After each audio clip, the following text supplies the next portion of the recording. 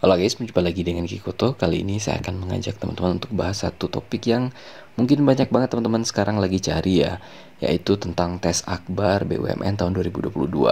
Jadi memang kita semua juga udah tahu ya, tahun 2022 ini ada pembukaan besar-besaran dari lebih dari puluhan perusahaan BUMN dengan ribuan lowongan, dan ini adalah salah satu kesempatan emas buat teman-teman yang ingin bekerja dan berkarir di BUMN ataupun perusahaan milik negara. Namun, meskipun lowongan yang disajikan juga lumayan besar, tapi persaingan juga sangat besar. Karena yang daftar di tes BUMN tahun 2022 ini sudah mencapai lebih dari 100.000 orang. Sehingga teman-teman butuh sekali tips dan trik agar teman-teman bisa lolos untuk setiap tahapan yang ada di seleksi BUMN ini. Nah, ini ada beberapa testimonial atau bocoran lah, atau biasa kita kenal dengan FR atau field report dari beberapa orang yang sudah lulus di tes BUMN beberapa tahun belakangan ini, dan ini sangat-sangat worth it banget untuk bisa teman-teman jadikan acuan sehingga teman-teman bisa lulus di BUMN tahun 2022 ini. Dan setelah saya lakukan beberapa riset, ternyata ada beberapa tahapan yang banyak sekali calon pelamar yang gagal di tahapan-tahapan tersebut. Nah, buat teman-teman yang tertarik dengan video ini, tonton video ini sampai habis.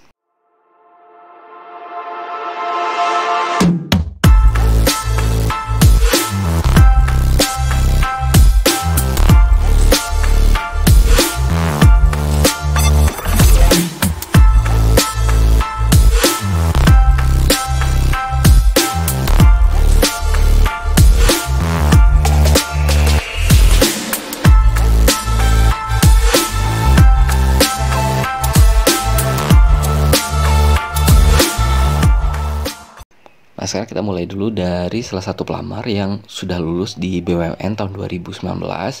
Dia melamar di salah satu perusahaan holding terbesar di Indonesia, yaitu Semen Indonesia. Jadi, si pelamar ini mendaftar melalui lembaga yang memfasilitasi rekrutmen. Lembaga ini kebetulan di bawah naungan PTN di Surabaya ya. Nah, ada beberapa tahapan yang dilakukan. Yang pertama, masalah tahapan administrasi. Jadi pada tahapan administrasi ini mungkin teman-teman juga sudah tahu ya. Jadi diminta untuk upload beberapa dokumen ke website lembaga rekrutmen tersebut. Kalau sekarang di website FHCI itu ya.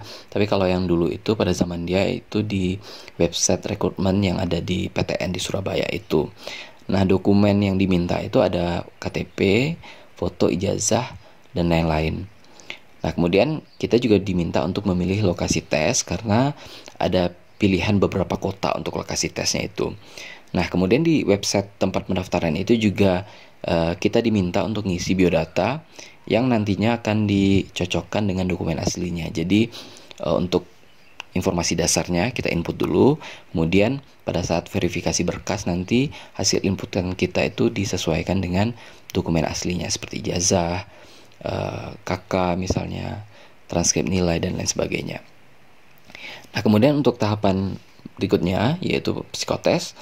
Jadi pada saat kita lolos di tahapan administrasi, nanti akan datang email dari panitia terkait undangan untuk mengikuti tes serta informasi syarat-syarat administrasi apa aja yang harus dibawa pada saat tes. Jadi ada beberapa hal yang diminta untuk teman-teman bawa pada saat tes dilaksanakan. Si pelamar ini kebetulan dia berdomisili di Sidoarjo dan memilih melakukan tesnya di Universitas Airlangga di Surabaya.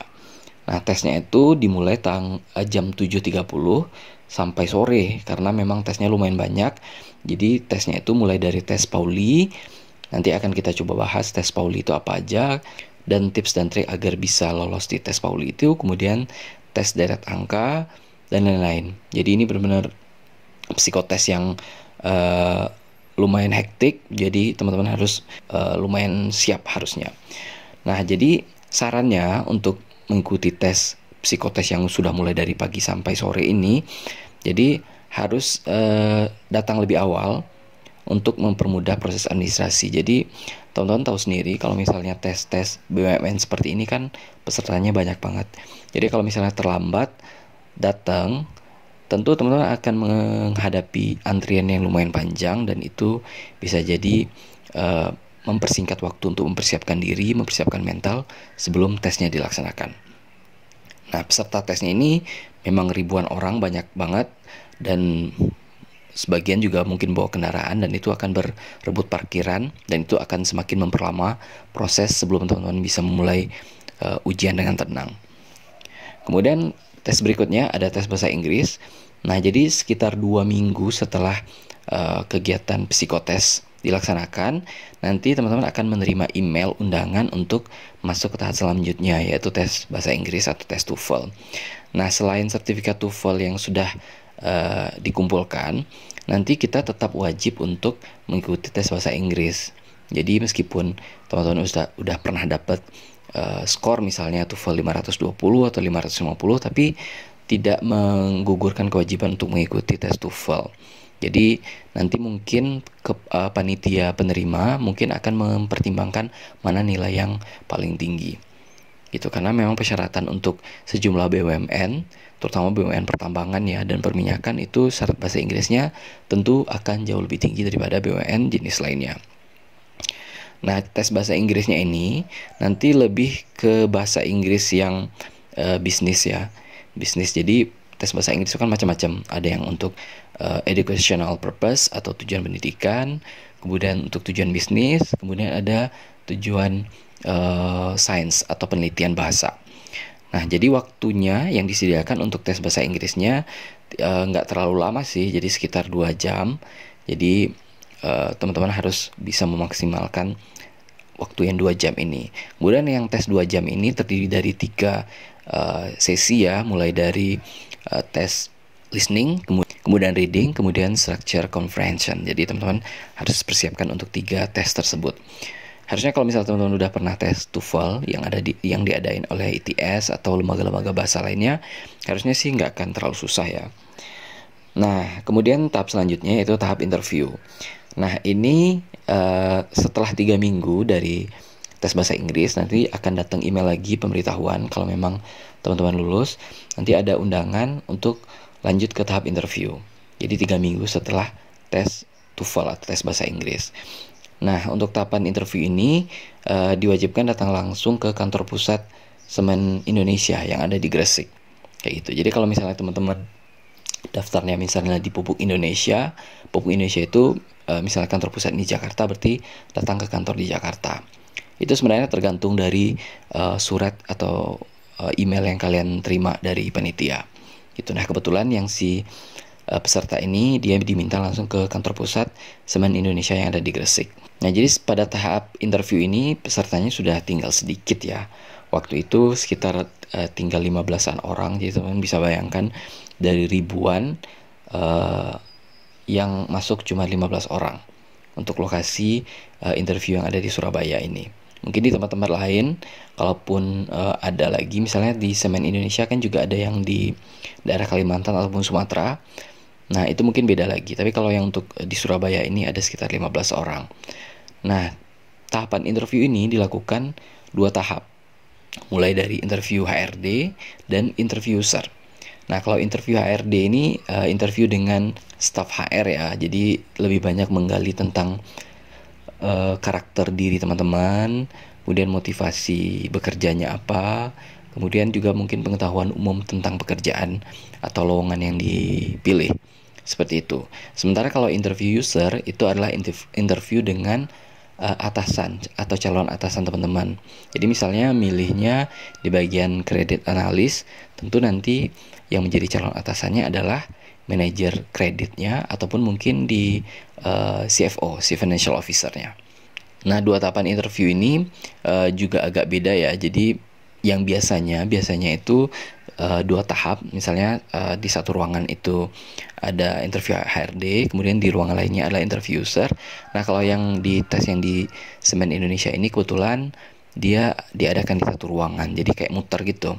Jadi teman-teman bisa bayangin kayak kita ada di satu ruangan, jadi kayak dioper habis dari interview HRD langsung ke interview user. Atau juga orangnya cuma 15 orang kan, jadi sudah dikasih bangku-bangku langsung masuk ke ruangan interview. Nah, kemudian yang tes selanjutnya yaitu tes kesehatan. Nah, tahapan terakhir dari seluruh keseluruhan tes ini setelah proses interview itu adalah tes kesehatan ya. Nanti teman-teman akan diminta tes di rumah sakit yang ditunjuk oleh perusahaan tempat teman-teman melamar. Nah kebetulan untuk si pelamar ini dia di Semen Indonesia ini diminta untuk melakukan tes kesehatan di rumah sakit Semen Gresik yang lokasinya di Gresik. Pada saat tes kesehatan itu diminta untuk bawa pakaian olahraga termasuk sepatu olahraga. Jadi mungkin ada beberapa tes juga, jadi nggak cuma tes yang dilakukan lewat suntik atau tes darah gitu, tapi juga tes fisik. Nah tes-tesnya itu mulai dari tes mata, itu tes buta warna kayak gitu, sama tes minus, kemudian tes telinga, tes pendengaran, kemudian sepeda statis, itu lebih ke stamina ya, kemudian tes pernapasan, kemudian juga pengecekan gigi dan lain sebagainya. Nah tes kesehatan ini lumayan banyak jenisnya, jadi selain akan menjadi database perusahaan, nanti perusahaan juga tidak ingin mengeluarkan biaya lebih untuk kesehatan karyawan yang dari awal memang sudah nggak fit gitu. Jadi kalau udah dari awalnya kelihatan secara kesehatannya kurang mumpuni, kurang mendukung untuk pekerjaan yang dilamar, itu bisa jadi akan digugurkan. Karena misalnya kalau teman-teman masuk ke taruh misalnya di Semen Indonesia di bagian operator, itu kan memang kerjanya fisik banget ya. Nah itu lebih membutuhkan stamina yang bagus ketimbang kalau misalnya ada di bagian kantornya. Nah kemudian yang tahapan terakhir yaitu tanda tangan kontrak.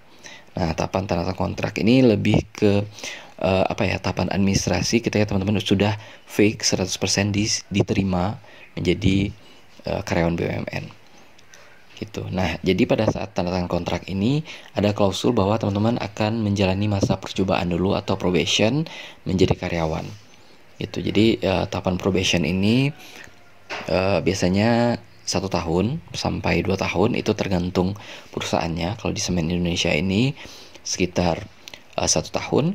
Kemudian pada saat tanda tangan kontrak ini ada 14 orang dari seluruh peserta di Indonesia. Jadi yang 15 orang di Surabaya itu sudah mengerucut lagi. Kemudian kalau misalnya ada tes di Sumatera, kemudian atau di Kalimantan, itu juga sudah mengerucut lagi. Nah itu totalnya semuanya pada saat tes tanda tangan kontrak itu 14 orang. Itu jadi sudah sangat sedikit. Jadi bisa dibayangkan dari ribuan orang yang daftar pertama menjadi mengerucut menjadi hanya 14 orang. Nah sebelum menjadi karyawan tetap ini ada beberapa tahapan yang harus dilewati oleh calon karyawan. Yang pertama harus menjadi PKWT dulu atau perjanjian kerja waktu tertentu selama 9 bulan. Kemudian menjadi calon karyawan tetap 3 bulan, kemudian baru menjadi karyawan tetap. Jadi masa probationnya itu adalah 1 tahun sampai 1 tahun 2 bulan kayak gitu. Dan setiap tahapan ini yang PKWT, calon karyawan kayak gitu, itu nanti ada hasil evaluasinya. Biasanya penilaian dari atasan, penilaian HRD, dan penilaian KPI. Nanti di akhir tahapan tersebut ada juga tesnya. Tesnya itu bisa berupa presentasi juga. Jadi selain tes kinerja atau penilaian kinerja tadi, juga ada tes presentasi. Jadi presentasi itu lebih menyasar bagaimana kemampuan teman-teman untuk bisa memaparkan ide dan hasil kerja, mengkomunikasikan kepada atasan bagaimana hasil yang sudah teman-teman capai. Jadi ini sangat penting sekali karena pekerjaan dimanapun, kalau misalnya tidak bisa mengkomunikasikan hasil ataupun proses, itu tentu teman-teman akan mengalami kendala di tengah jalan. Itu dengan adanya komunikasi dan kemampuan communication skill yang bagus, tentu ini akan menjadi poin penting dan menjadi salah satu soft skill yang akan mendukung karir teman-teman ke depannya. Jadi mungkin itu dulu untuk testimoni dari peserta yang udah lulus di Semen Indonesia. Dan teman-teman, kalau misalnya ada pertanyaan langsung aja komen di bawah. Dan di video berikutnya saya juga akan sampaikan lagi testimoni dari peserta-peserta yang sudah lolos di perusahaan BUMN lainnya. Oke, sekian dulu dari saya. Semoga sukses ujiannya dan see you next time. Have a nice day. Bye-bye.